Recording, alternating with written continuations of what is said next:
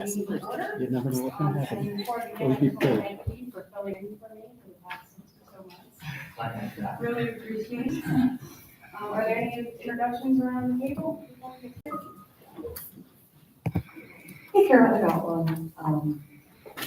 So this will be my last meeting, so I think I introduced you last meeting. She's going to be filling in for me. She's a planner in our office. I also want to introduce Marcella Geraldo. She's one of our engineers in Public Works, and she'll be taking that in for back.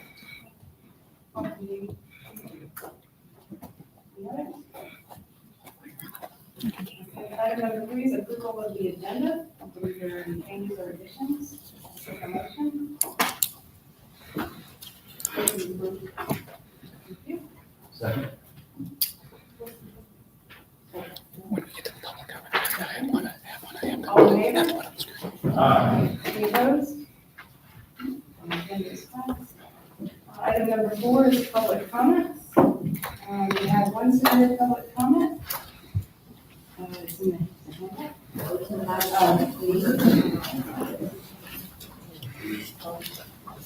yeah. This is from dated September 30th, from Will Beaver, Virginia resident.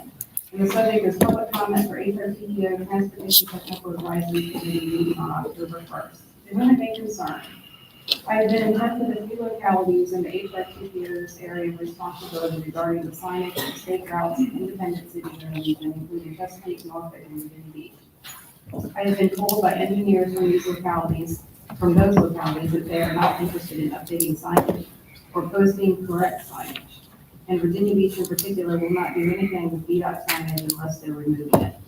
I feel that the signage is necessary for navigational purposes, as many navigation apps and devices still refer to state route numbers, and if the routes are designed as primary state routes, they should be posted as such.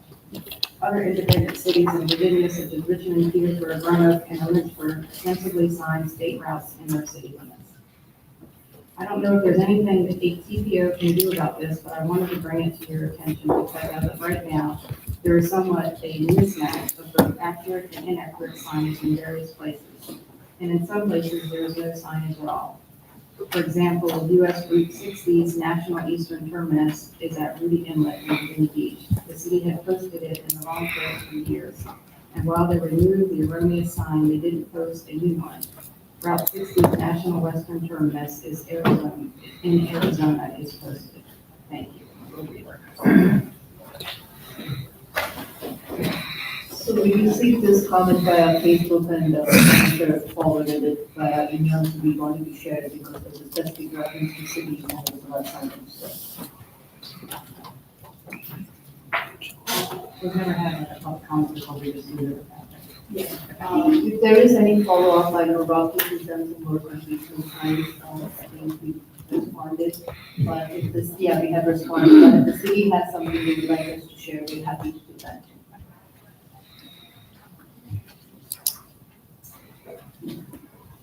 So we're going on to, I guess, submitted or public comment periods for 2 minutes. So anybody in the room that would like to share any public comments? So moving on to item number 5, comments and updates from state and federal agencies and military liaisons. Good morning. I believe everyone may be aware of this, but I wanted to share it, that we do have a new district engineer. Our former deputy director, Mr. Mike Davis, who's over development and delivery, he was announced as the new district engineer, and that was effective September 25th. Mr. Chris Hall, he is retiring at the end of the year, and he is currently helping out at the Hampton Roads Bridge Tunnel. So I just wanted to share that update. ERPC? We aren't sure, but they've sent us their page to be included in the minutes. And report? Good morning, no update at this time. Way too fast. Military. So under item number 6, nominated subcommittee appointments, TTAC chair. So it's time to put our nominating committee back together. I think there are 2 members who's in the meeting on, I don't see a page number in the agenda. But we currently have 2 members, Angela Rico with Newport News and David Jarman with Virginia Beach, and we have 5 vacancies. And I think they try to have them from different parts of the peninsula, south side. So is anybody willing to serve on the nominating committee? And is anybody person, I guess, who's on it, who wants to share like what it entails? Do people know?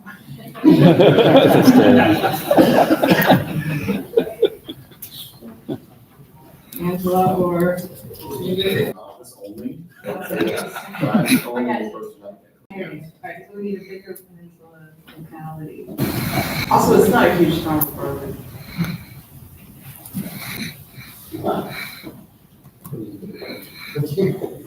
Basically. Usually once. Yeah. Okay, so have you heard that? I can do it. Okay, thanks. City Chesapeake.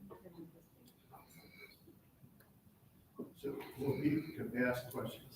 So will people let us know whether they're interested in participating on the chair or vice chair, or we just have to? You have to find them. I think just pick up the phone and call.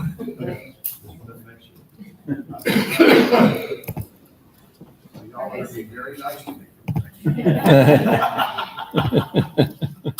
Okay, thank you all for your volunteer, and good luck finding the next, I guess, vice chair. Chair should be pretty easy if you need to continue.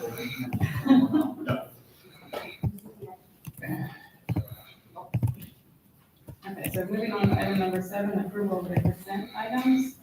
It's interesting, there's only 1 tip amendment. So if anybody, does anybody have any questions on the items in the consent? All right, so I'll take a motion.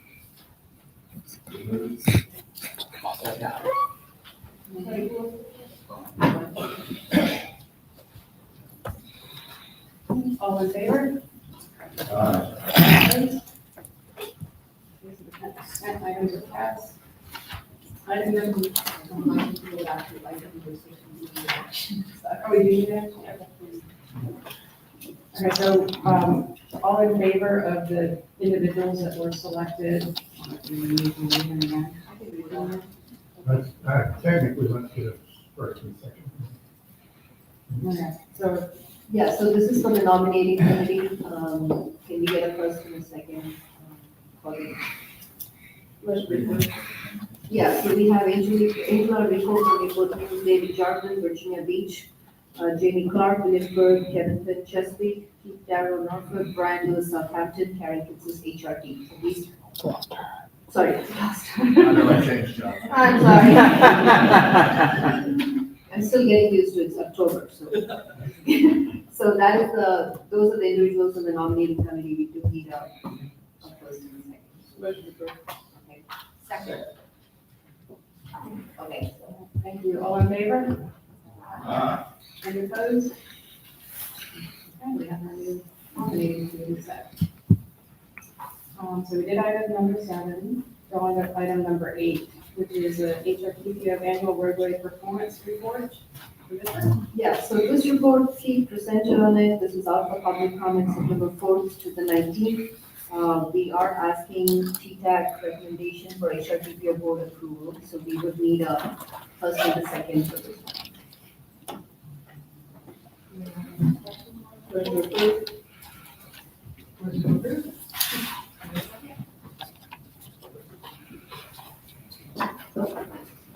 All in favor? Any opposed? Recommended for approval. On to item number 9, community and Hampton Roads dashboard.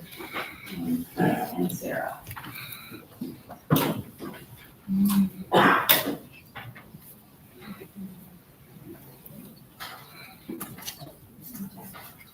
Good morning, everybody. As Sarah and I will be taking a presentation on the new tool that's our HRTPO, the community with the roads dashboard.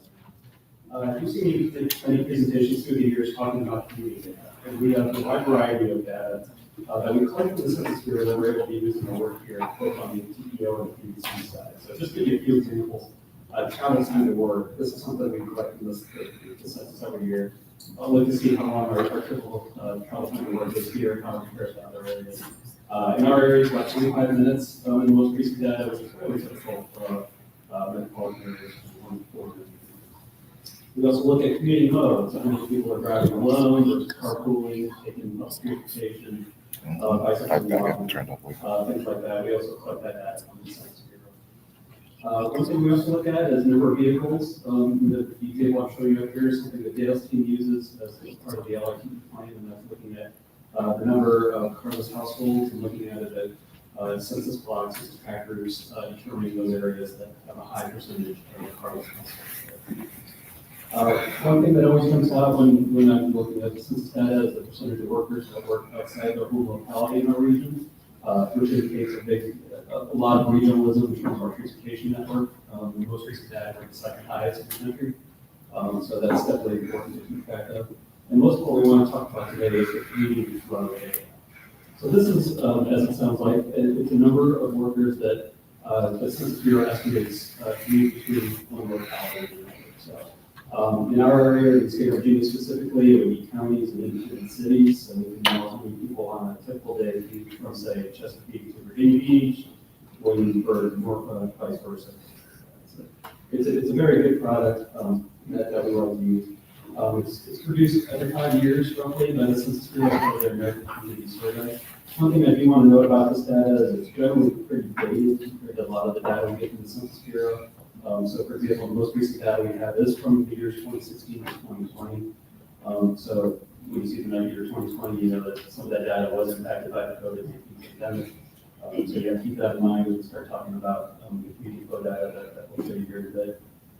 One thing I do want to mention, though, is very important, is that this data, along with other data, we're talking population, things like that, it is used to delineate the metropolitan statistics. So this is our MSA, and we're looking at the localities, particularly in the more rural areas that are included in the Givers MSA, is based primarily on population data, so it is really important when it comes to defining those. So for those of you that have been here a while, you may remember what we actually call the spaghetti maps. So this is something we produced for the last set of data, and we did it for each of 16 localities. You can see all 16 here. They still are available on our website, I believe, if you want to download them. And then we also did a spectacular one for the whole region showing you these community flows. Fortunately, we moved ahead, and now we have a new tool where we can present some of this data along with some of the other community data that the Census Bureau produces. So just going to turn it over to Sarah to show you the Community Hampton Roads website that she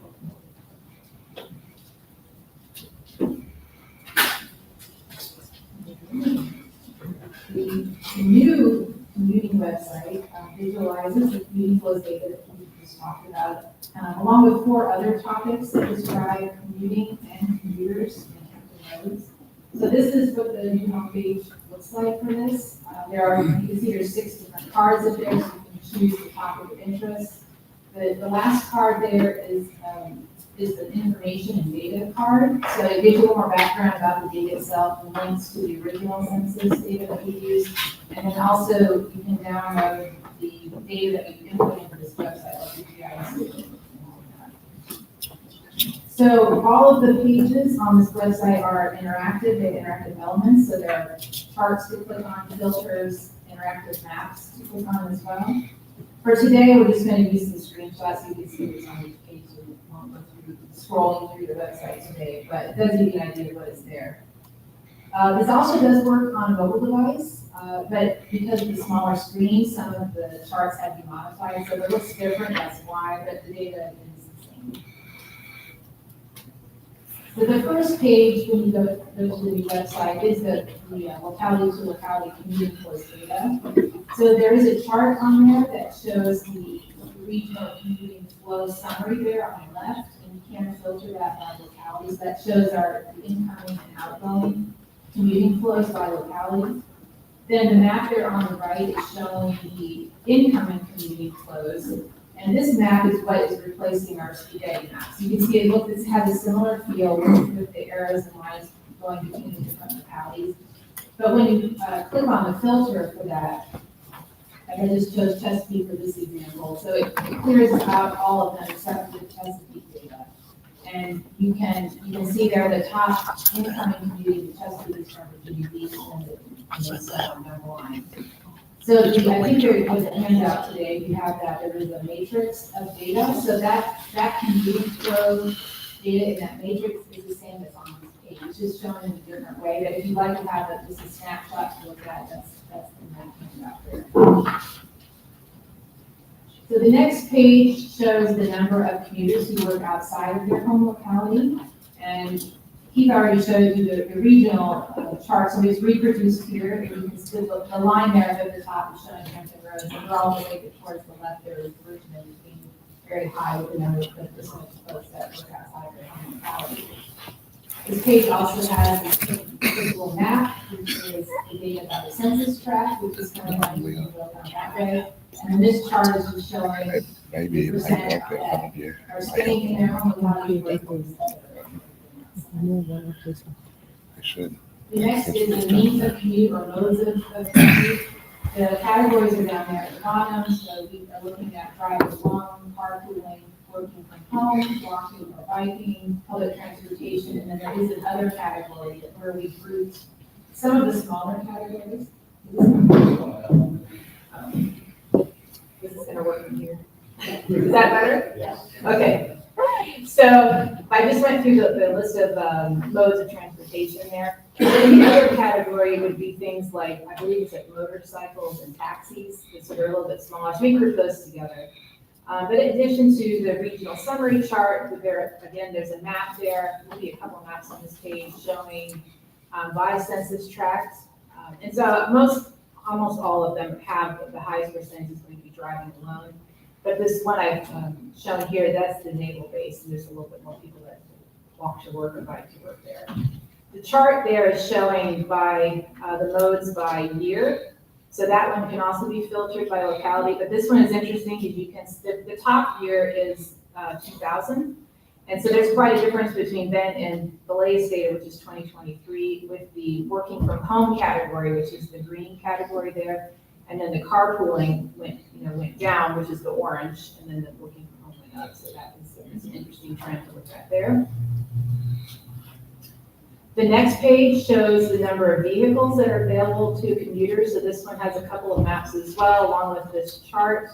The chart is showing the different categories from no vehicles up to 3 or more vehicles. You can see there's been quite a shift again since 2000. That's our first year for this website.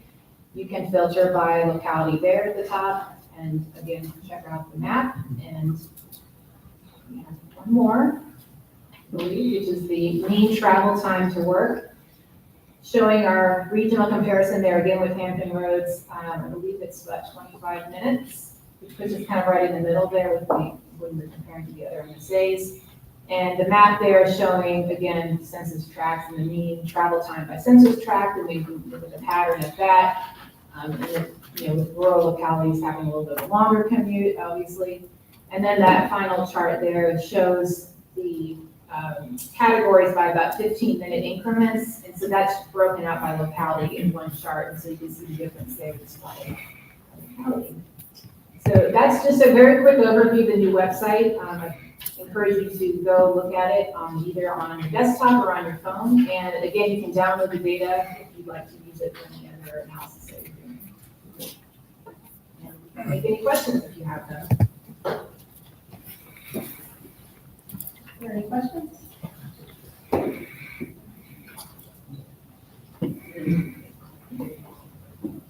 I love it, obviously. You said it can be downloaded by locality or maybe sub-region? The whole database is there, so you can extract it by locality if you want it that way, but it comes all together for the region, but yeah, you can clear it out. And then also by purpose, because I think you said on one, like we work from home went up, but carpool went down. So if anyone wanted to slice the different purposes, they could pull that up too. Yeah, it's all in there, and then you can manipulate Yes. Sarah, would you be able to just touch upon this, like what, there's a QR code, if you could just touch a little bit? Yes. The handouts at each of your seats, so this handout has a QR code, if you want to just explain on that. The QR code takes you to the website we just went over. Again, it'll be the mobile version if you're looking on the phone. But that matrix it's again, it's a locality to locality, so you can just find one locality on the left and then the other locality on the top that you're interested in, and then meet in the middle, and it shows you the estimate of the number of workers who are commuting between those localities. So we've summarized it that way, so it's a kind of a quick visual, but again, the matrix data is the same as on that commuting flows page, so you can look at it in map format or in that chart that we have there. Thank you so much for the presentation. How often is the data updated? This is 2020 data. I believe it's about every 5 years they try to do the commuting flows, and then if warranted, they'll also do an MSA update. So usually you see a cascade of commuting flow data, the urban area gets updated and the MSA gets updated because they all kind of work together. Thank you so much. Yep. So if you haven't signed in, it's coming on. Other than this row here, is anybody not signed in?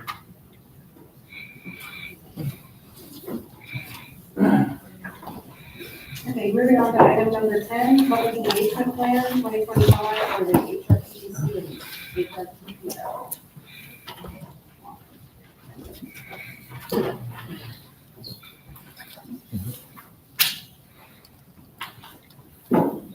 Good morning, good morning. Oh, y'all are so sweet. All right, good morning. I'm just here to share with you some updates related to our public engagement plan process. So we are producing, or we have produced a new public engagement plan for the TPO and the PDC. And I want to go over that with you today and talk about what some of the next steps are. So what is LPAP? It's a replacement for what we previously referred to as our public participation plan. These plans are required for an MPO. And beyond those requirements, we really wanted to create a document that reflected our goals for civic engagement when connecting with our communities across the region as it refers to regional planning efforts.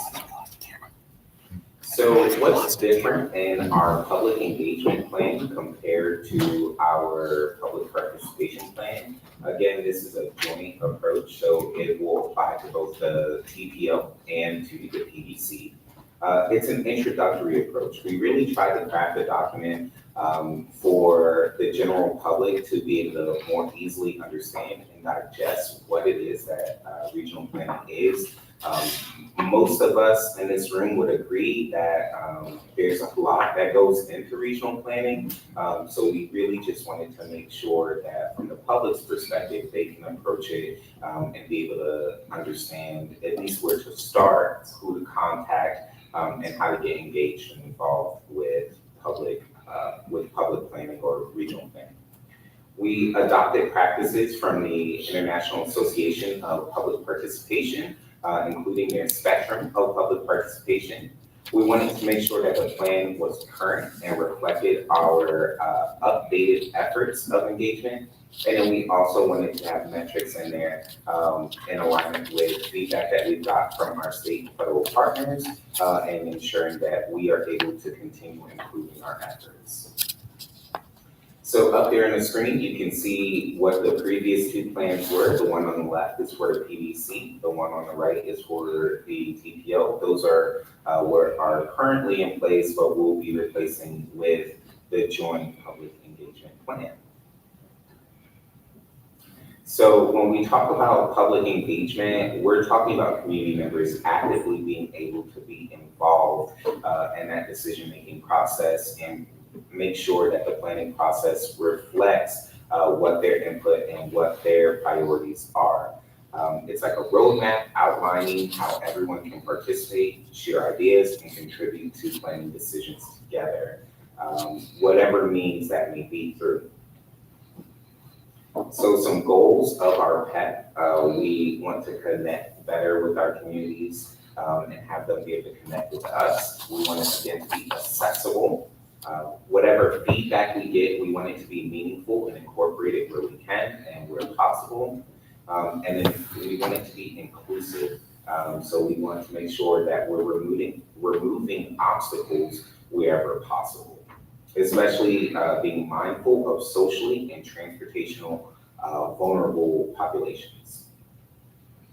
So up here you can see a figure that shows the International Association of Public Participation's participation spectrum. On there you have empower, collaborate, involve, consult, and inform. It's important to note that none of these are necessarily better than the other. They're all important for robust public engagement efforts. So there you can see some of the different methods that would fall under those different categories. Something to note for us as an NPO and PDC, we typically won't do empower because that involves, as you can see up there, community juries, ballots, delegated decisions, direct decision making. That typically comes out of the localities. Our job is to collect that information and bring it to you all and our boards as the decision makers. Here you can see a screenshot of our post-engagement activity form that we have incorporated into our process now. So in short, after we participate in an engagement activity, we now can report that and record that so that we can easily track what we are doing. We also understand that quantitative data is not the only type of data, and qualitative data is important as well. So some next steps, we've shared the plan with Federal Highway and VDOT so that they have a chance to review and provide their feedback and any guidance that they may have. The plan actually went out for public comment starting today for a 45-day period. The public comment period will end on November 15th. If you would like to find the plan, it is on our page. If you go to hrtpo.org and just click that public notice compass that's right there in the middle of our page, it'll be right there. And then at the November 20th board meetings, we'll be asking the HRPDC and the HRTPO to approve and adopt the updated public engagement plan.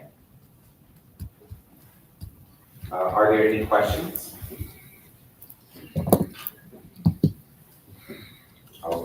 Thank you all for your Thank you, just for everyone, the public engagement plan, the agenda has a link to the public notices section. The one request I would ask is if you see the plan, please send us any comments you might have, or if you have things that your locality does for public engagement or your agency does that has been helpful, you would really like to learn. We changed our way we approach public engagement with the COVID pandemic, but trying to always learn from each other. So one of the topics when we have our TTAC check-in was learning about public engagement. So please provide us with any comments you might have and also any efforts that work very well. Paul's been working with our communications department to spearhead this, so really appreciate all your support in that. And with the LRTP and everything coming up, robust public engagement is very, very important for us. Thank you, Colin. I do have one, Norfolk won a planning APA award for their public engagement for their comp plan. Oh, And they have a lot of different ideas. So yeah, maybe reach out to them for their ideas. Absolutely. Thank you. We appreciate it. All right, so item number 10, CMAQ, RSTP, and CRP funding reductions in fiscal year 2026 to 31. 6-year improvement plan. Thank you, Madam Chair, and a hearty welcome back to the TTAC. It's nice to see it. Keith's been smiling all morning, but he did a fantastic job, so thanks. This sounds like a pretty scary subject here, funding reduction, right? In the CRP, CMAQ, and RSTP, and this is as part of 2026 to 2031 SYP.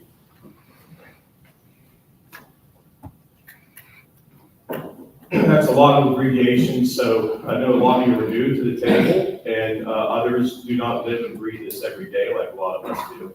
So just a brief overview of the funding programs we're talking about here. CRP is the Carbon Reduction Program. It's a triannual process.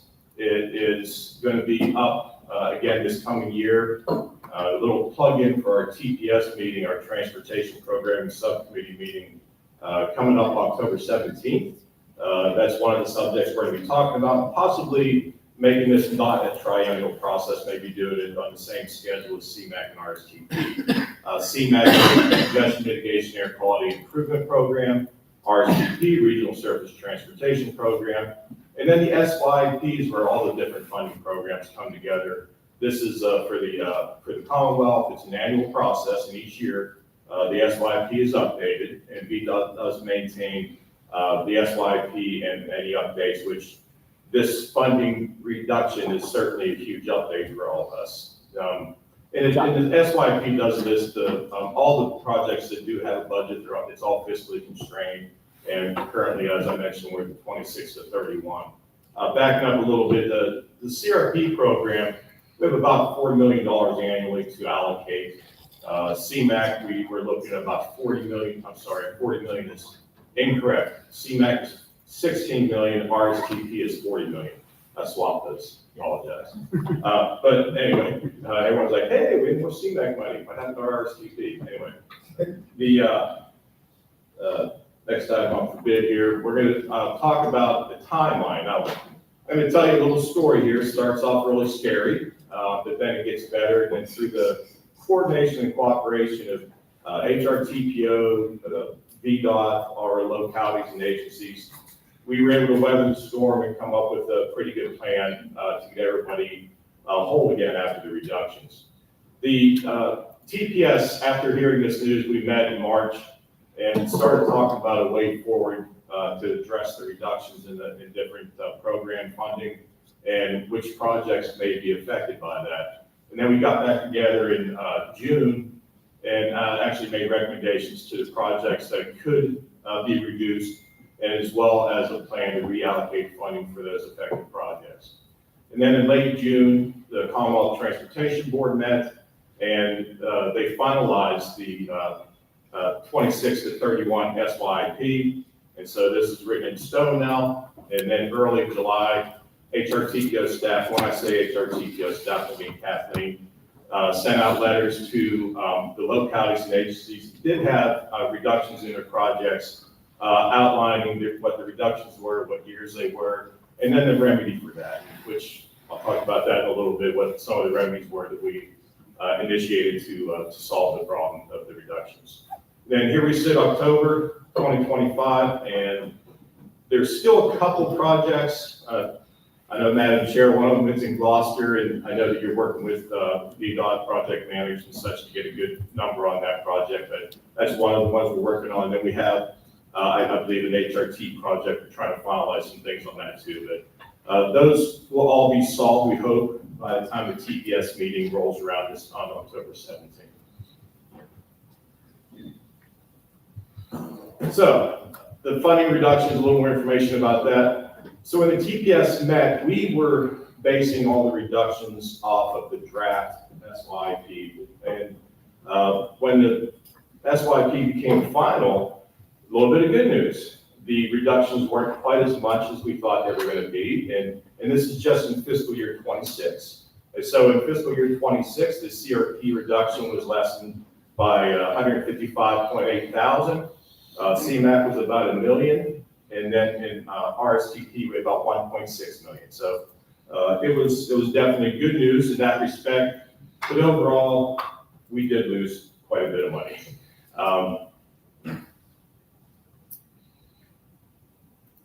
This table here is showing the final funding reduction. So my little mouse, oh yeah, this thing is so bright, look, you can barely see it on this bright screen.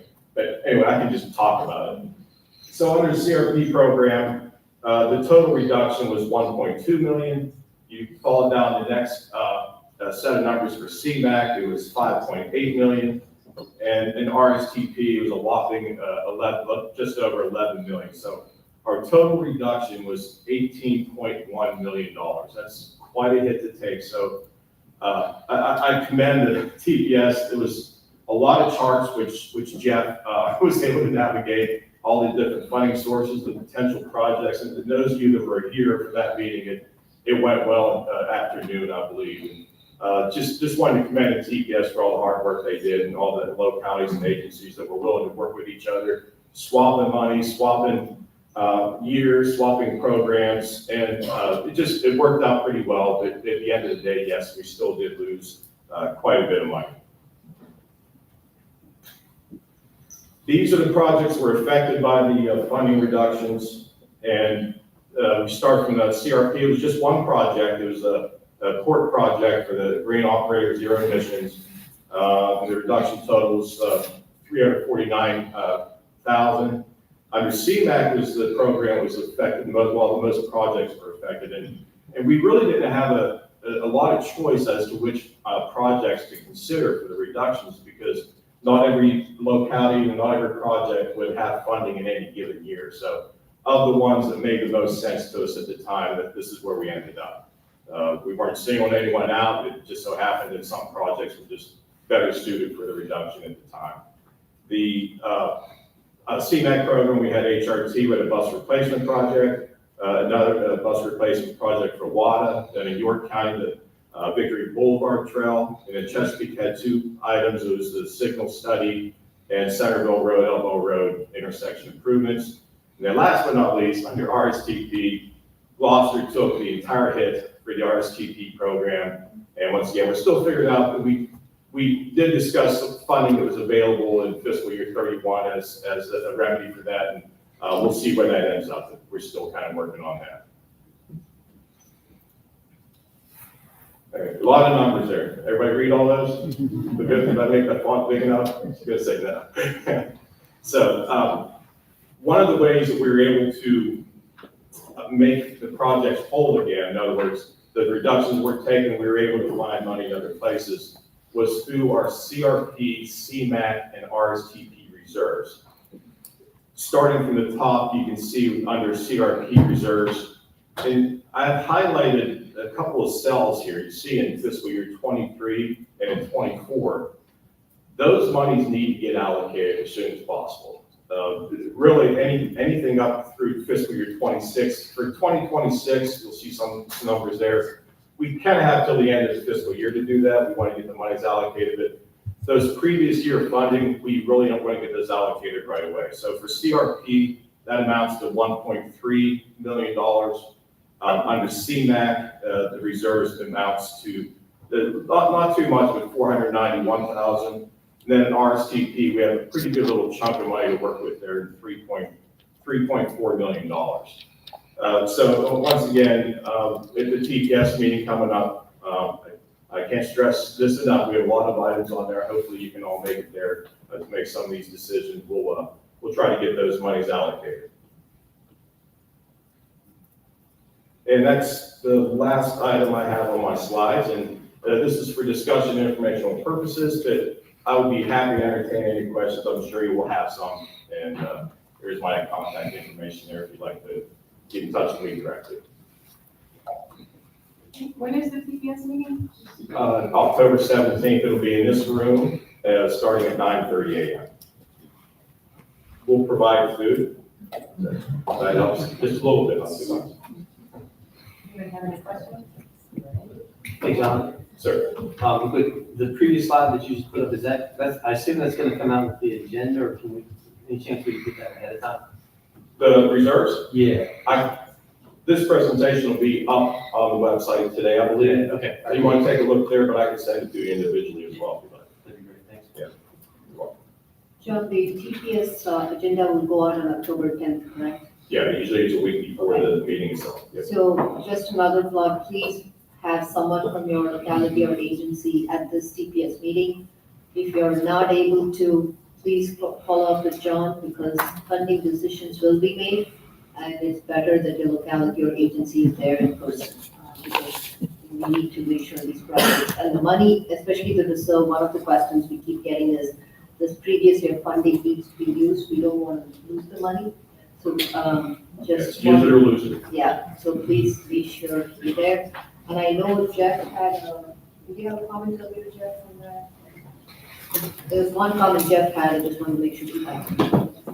No, it was, John covered it on the switching of CMAC RSTP totals. We'll make the change before the presentation gets lost. Yeah. Can I ask a quick question? Which one? Right. There you go. You say, I lost the question, sorry. That's a good glossary. All around kills your brain. I guess, when you say that you use or lose the fund balances, if we commit those to a project, is that still okay, or do you actually have to have? You want to get obligated right away. You want to get obligated is Yes, the yes. next. We can allocate all we want, but it's obligated, it's not a real thing. Obligated in terms of spend. Spend the money. Yeah, absolutely. All right, thank you. I had a question. Sorry. With these, with the slide you showed previously with the localities and agencies that had a reduction in this funding available, I haven't been to, the meeting that's on the 17th before, so. Okay, well, you have fun. Oh, I'm so excited. This is more of a clarity question, but will you come with suggestions based on the funding availability here and the gaps that were created? Or the jurisdictions or agencies need to come prepared to say, we want that funding? That's correct, make a case for it. In other words, here's a project we'd like to use this on, here's the year. We'd like to use it in other words, 23 money in CRP is available. First of all, you would have had to qualify, and you have a current project that has CRP funding on it. The same is true for CMAC and RSTP. Only if you currently have a project that is active, that has that type of funding on it, can you ask for additional? If you don't have any of these types of funding on a particular project, then that's a moot point. In theory, with the ones that were on your last slide, that lost funding, be first up for this? Or is it? Well, these projects have all been made whole. Okay, got it. If they indeed had additional funding needs, they could certainly bring that to the meeting as well. Thank you for the answer. You're welcome.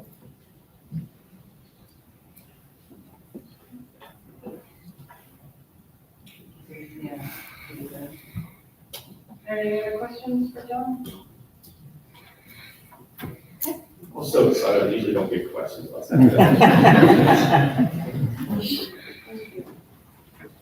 So item number 12 is a 3-month tentative schedule. The next month will be the student conference that are there, the LRTP draft prioritization score, so that's going to be it. In December, we typically don't have it. And then for your information, items are in the packet, and then announcements. I understand Dale has 2. Yes, for the prioritization scores, we are very, very close. I know I've been saying that for a while, but it's really only a handful of projects where we're trying to just make sure that the draft scores are reasonable. So I'm going to be sending out a doodle poll for the LRTP subcommittee because we want the subcommittee to see these draft scores first, probably in the next day or two. And we're also setting up one of our interactive web portals so that each locality can click in on their project on a map with different layers and see these draft scores. Highly encourage everyone to come to the LRTP subcommittee. So if there are any changes, if any of the analysis, if you have different information that would change that, this is the time to say it. And then as Carol mentioned, we'll be going to our various advisory committees back to TTAC. Great advisory committee, Citizen Community Advisory Committee, and others to get their review and approval of the prioritization scores. This is important because we shift immediately into fiscal constraints. And historically, it's the scores that drive which projects. They're just picking the highest scoring projects by funding program that gets fiscally constrained into the plan. So we want to make sure everyone agrees with these scores before they're approved by the board. And then second announcement, we had a lot of questions about our regional conformity process. Admittedly, it is a bureaucratic process. We recognize this. But it's not up to us to not be able to do it. So anytime there is a regionally significant amendment or a new plan or program for the TIP, we have to conduct a regional conformity assessment. It generally takes about 3 months to do. The feds have asked us not to do concurrent or back-to-back. So it essentially limits us to about 2 a year. But if we ever need to do conformity assessments at the same time or back-to-back, we will do that. We just try to avoid it. That being said, we have been trying, us and VDOT have been trying to work with the feds to streamline our streamline process even more so that we could have almost instantaneous conformity findings. Some of our federal partners are hesitant.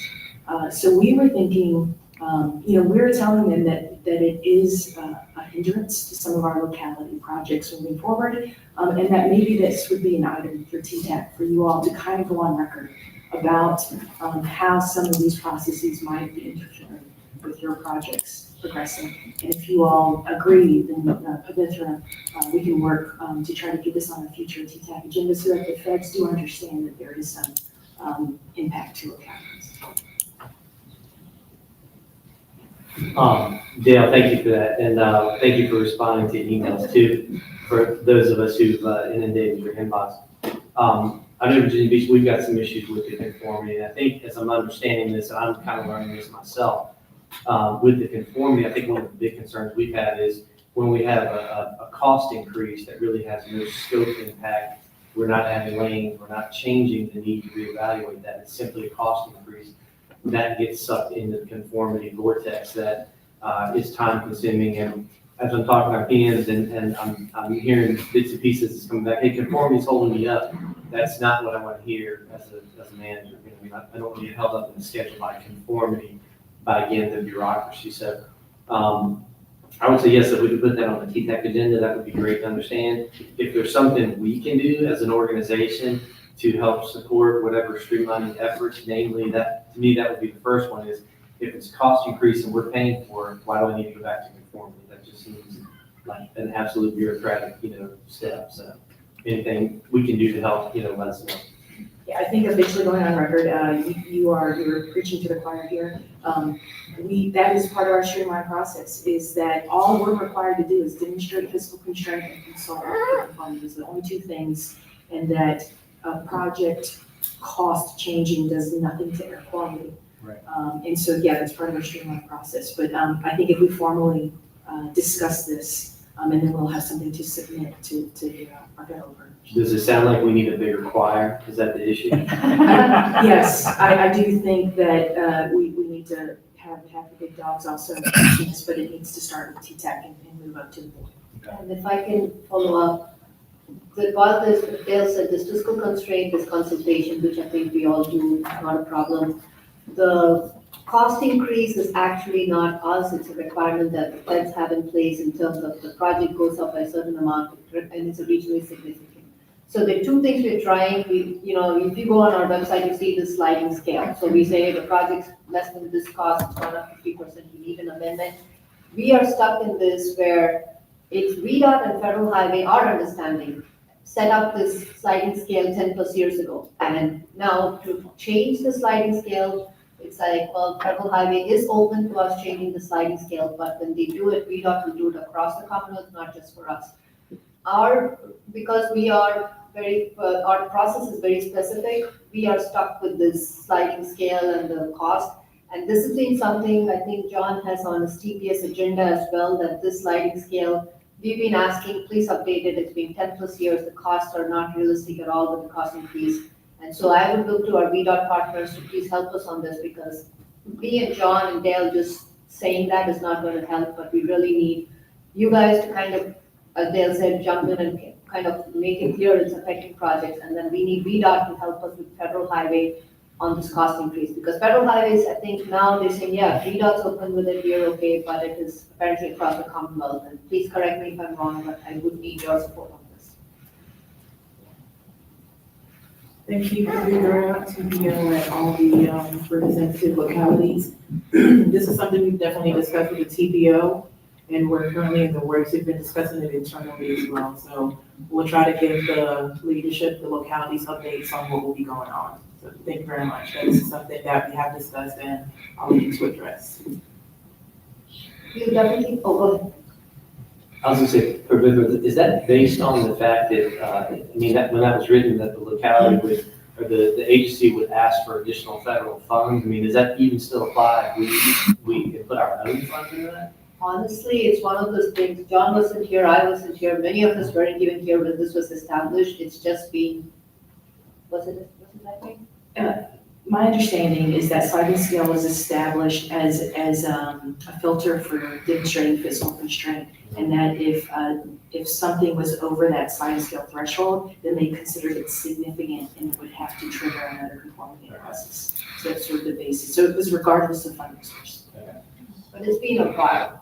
Sure, nobody's reflecting inflation like, yeah, bottom, okay. That's something we're really trying, so yeah, we definitely have this on our agenda, and I know John's also we'll have an agenda item on the sliding scale, in particular, the TPS meeting, because you know your project better, so if you tell us this sliding scale is hopelessly out of date, I mean, I already know that, but if you could give us more realistic what the numbers are, then we can take a proposal, send it to VDOT and have it be updated, because Yeah, sorry, and that would help too, is it just inflation, or is it one of these things, if we pick the right number, then 80% of your problems go away, or 75%, or, you know what I mean, something like that?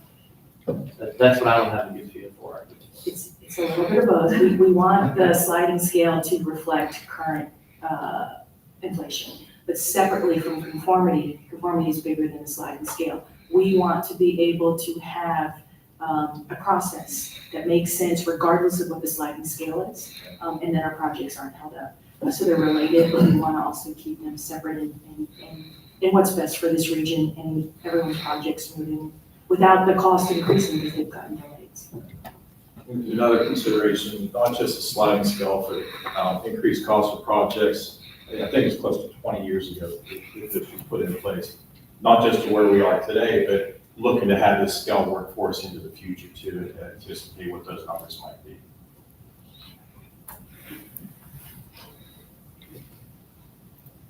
Any other questions or comments? All right. So number item 15, older new business. Any older new business?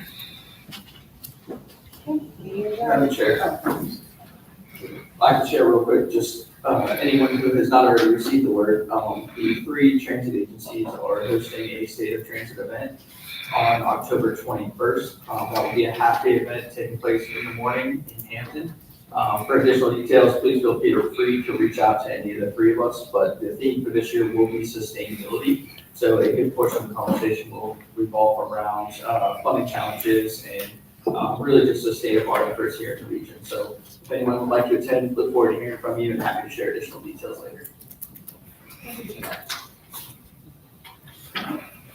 else? You're adjourned.